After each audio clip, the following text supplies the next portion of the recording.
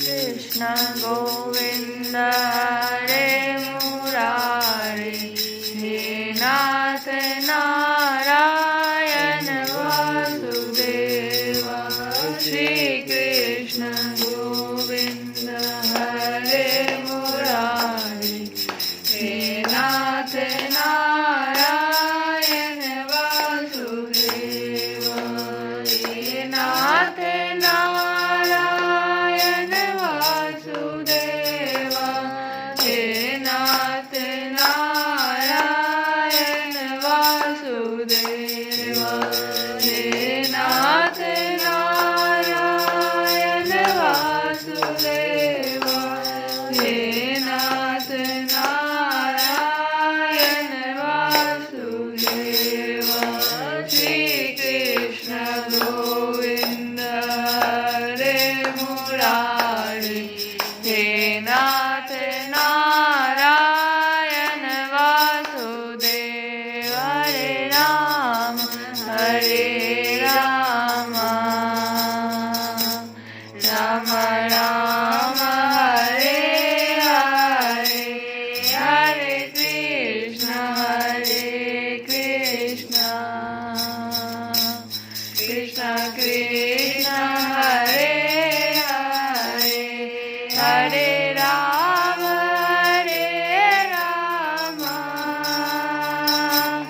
राम राम हरे हरे,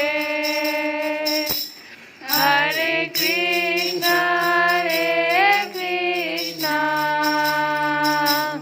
कृष्ण कृष्ण हरे हरे, हरे राम राम राम हरे हरे, हरे कृष्ण कृष्ण कृष्ण हरे हरे। जय श्री कृष्ण। कल की कथा में हम लोग सुने थे भगवान को सूचना दिया गया कि कोई ऐसा व्यक्ति आ रहा है, जैसे लग रहा है कि सूर्य नारायण भगवान स्वयं आ रहे हो, तो भगवान हंसते हुए कहे कि अरे ये सूर्यदेव नहीं है, यह तो सत्राजित है जो मणि के कारण इतना चमक रहा है। इसके बाद सत्राजित अपने समृद्ध घर में चला आया। घर पर उसके शुभागमन के उपलक्ष्य में मंगल उत्सव मनाया जा रहा था। उसने ब्राह्मणों के द्वारा श्यामंतक मणि को एक देव मंदिर में स्थापित करा दिया। परीक्षित, वह मणि प्रतिदिन 8 भार सोना दिया करती थी। जहाँ वह पूजित होकर रहती थी वहाँ दुर्भिक्ष, महामारी, ग्रह पीड़ा, सर्प भय, मानसिक और शारीरिक व्यथा तथा मायावियों का उपद्रव आदि कोई भी अशुभ नहीं होता था। यह मणि का गुण था। एक तो 8 भार सोना देती थी। 8 भार का क्या मतलब है कि 4 व्रीहि जो धान का एक गुंजा होता है, और वैसा 5 गुंजा का एक पन होता है, 8 वैसा पन का एक धरन होता है, 8 धरन का एक कर्ष होता है, और 4 कर्ष का एक पल होता है, 100 पल की एक तुला होती है, और 20 तुला का एक भार होता है। सोना भी ना पा जाता है इतना तोला। तो 20 तुला का एक भार कहलाता है। तो कितना तुला, ये 8 भार सोना देता था प्रति दिन। और जहाँ वह रखा रहता था, पूजित होता था, वहाँ दुर्भिक्ष, महामारी, ग्रह पीड़ा, सर्प भय, मानसिक और शारीरिक व्यथा तथा मायावियों का उपद्रव नहीं होता था। तो एक बार भगवान श्री कृष्ण ने प्रसंगवश कहा, सत्राजित तुम अपनी मणि राजा उग्रसेन को दे दो। परंतु वह इतना अर्थ लोलुप लोभी था, बहुत पहले भगवान कहे थे, लेकिन वह इतना अर्थ लोलुप और लोभी था कि भगवान की आज्ञा का उल्लंघन होगा ऐसा कुछ भी विचार न करके उसे अस्वीकार कर दिया। एक दिन सत्याजित के भाई प्रसेन ने उस परम प्रकाशमयी मणि को अपने गले में धारण कर लिया और फिर वह घोड़े पर सवार होकर शिकार खेलने वन में चला। वहां एक सिंह ने घोड़े सहित प्रसेन को मार डाला और उस मणि को छीन लिया। वह अभी पर्वत की गुफा में प्रवेश कर ही रहा था कि मणि के लिए ऋक्षराज जाम्बवान ने उसे मार डाला। उन्होंने वह मणि अपनी गुफा में ले जाकर बच्चे को खेलने के लिए दे दिया। अपने भाई प्रसेन के न लौटने से उसके भाई सत्राजित को बड़ा दुख हुआ। वह कहने लगा, बहुत संभव है श्री कृष्ण ने ही मेरे भाई को मार डाला हो, क्योंकि वह मणि गले में डालकर वन में गया था। सत्राजित की यह बात सुनकर लोग आपस में कानाफूसी करने लगे।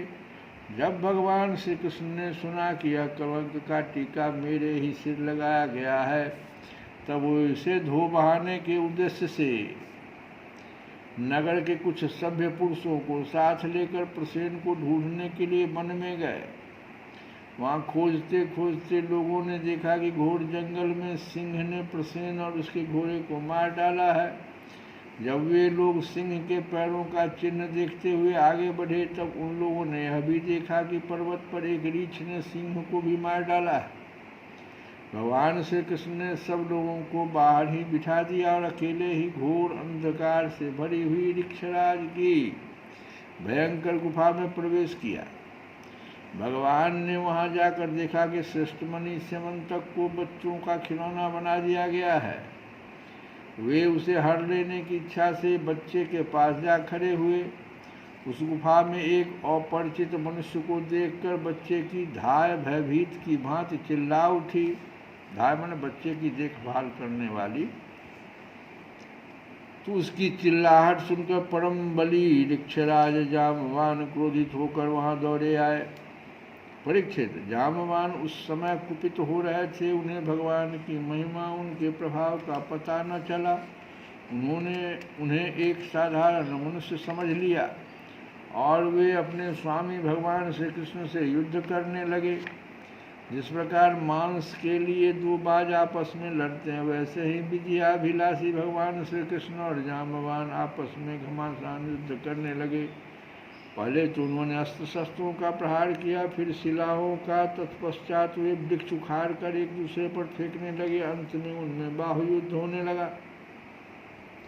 परीक्षित, वज्र प्रहार के समान कठोर घूंसों से आपस में वे 28 दिन तक बिना विश्राम किए रात दिन लड़ते रहे। 28 दिन तक। अंत में भगवान श्री कृष्ण के घूंसों की चोट से जाम्बवान के शरीर की एक एक गांठ टूट फूट गई। उत्साह जाता रहा, शरीर पसीने से लथपथ हो गया। तब उन्होंने अत्यंत विस्मित चकित होकर भगवान श्री कृष्ण से कहा कि प्रभु, मैं जान गया, आप ही समस्त प्राणियों के स्वामी, रक्षक, पुराण पुरुष भगवान विष्णु हैं। आप ही सबके प्राण, इंद्रिय बल, मनोबल और शरीर बल हैं। आप विश्व के रचयिता, ब्रह्मा आदि को भी बनाने वाले हैं।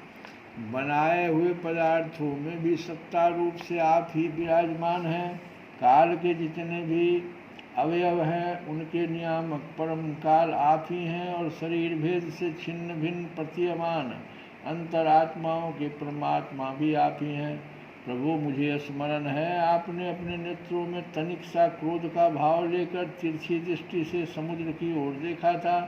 उस समय समुद्र के अंदर रहने वाले बड़े बड़े घड़ियाल और मगरमच्छ क्षुब्ध हो गए थे और समुद्र ने आपको मार्ग दे दिया था। तब आपने उस पर सेतु बांधकर सुंदर यश की स्थापना की तथा लंका का विध्वंस किया। वो उस समय की बात याद आ गई, भगवान राम जी के समय का। आपके बाणों से कट कट कर राक्षसों के सिर पृथ्वी पर लौट रहे थे। अवश्य ही आप मेरे वे ही राम जी श्री कृष्ण के रूप में आए हैं। परीक्षित जब ऋक्षराज जाम्बवान ने भगवान को पहचान लिया, तब कमल नयन श्री कृष्ण ने अपने परम कल्याणकारी शीतल कर कमल को उनके शरीर पर फेर दिया और फिर अहैत की कृपा से भरकर प्रेम गंभीर वाणी से अपने भक्त जाम्बवान जी से कहा, ऋक्षराज, हम मणि के लिए ही तुम्हारी इस गुफा में आए हैं। इस मणि के द्वारा मैं अपने पर लगे झूठे कलंक को मिटाना चाहता हूँ। भगवान के ऐसा करने पर जाम्बवान ने बड़े आनंद से उनकी पूजा करने के लिए अपनी कन्या कुमारी जाम्बवती को मणि के साथ उनके चरणों में समर्पित कर दिया। भगवान श्री कृष्ण जिन लोगों को गुफा के बाहर छोड़ गए थे, उन्होंने 12 दिन तक उनकी प्रतीक्षा की, परंतु जब उन्होंने देखा कि अब तक वे गुफा में से नहीं निकले, तब वे अत्यंत दुखी होकर द्वारिका को लौट गए।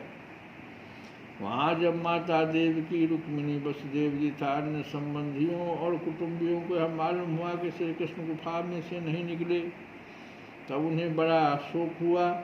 सभी द्वारिकावासी अत्यंत दुखित होकर सत्राजित को भला बुरा कहने लगे।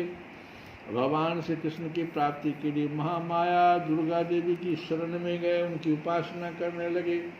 उनकी उपासना से दुर्गा देवी प्रसन्न हुए, उन्होंने आशीर्वाद दिया। उसी समय उनके बीच में मणि और अपनी नववधू जाम्बवती के साथ सफल मनोरथ होकर श्री कृष्ण सबको प्रसन्न करते हुए प्रकट हो गए। सभी द्वारिकावासी भगवान श्री कृष्ण को पत्नी के साथ और गले में मणि धारण किए हुए देखकर परमानंद में मग्न हो गए, मानो कोई मरकर लौट आया हो। तदंतर भगवान ने सत्राजित को राज्यसभा में महाराज उग्रसेन के पास बुलवाया और जिस प्रकार मणि प्राप्त हुई थी वह सब कथा सुनाकर उन्होंने वह मणि सत्राजित को सौंप दी। सत्राजित अत्यंत लज्जित हो गया। मणि तो उसने ले ली, परंतु उसका मुंह नीचे की ओर लटक गया। अपने अपराध पर उसे बड़ा पश्चाताप हो रहा था। किसी प्रकार वह अपने घर पहुंचा। उसके मन की आंखों के सामने निरंतर अपना अपराध नाचता रहता। बलवान के साथ विरोध करने के कारण वह भयभीत हो गया था। अब वह यही सोचता रहता था कि मैं अपने अपराध का मार्जन कैसे करूं, मुझ पर भगवान श्री कृष्ण कैसे प्रसन्न हों, मैं ऐसा कौन सा काम करूं जिससे मेरा कल्याण हो और लोग मुझे कोसे नहीं। सचमुच मैं अदूरदर्शी क्षुद्र हूँ। धन के लोभ से मैं बड़ी मूढ़ता का काम कर बैठा। अब मैं रमणियों में रत्न के समान अपनी कन्या सत्यभामा और स्यमंतक मणि दोनों ही श्री कृष्ण को दे दूँ। यह उपाय बहुत अच्छा है। इसी से मेरे अपराध का मार्जन हो सकता है और कोई उपाय नहीं है। श्री कृष्ण गोविंद हरे मुरारे नाथ नारायण वासुदेव।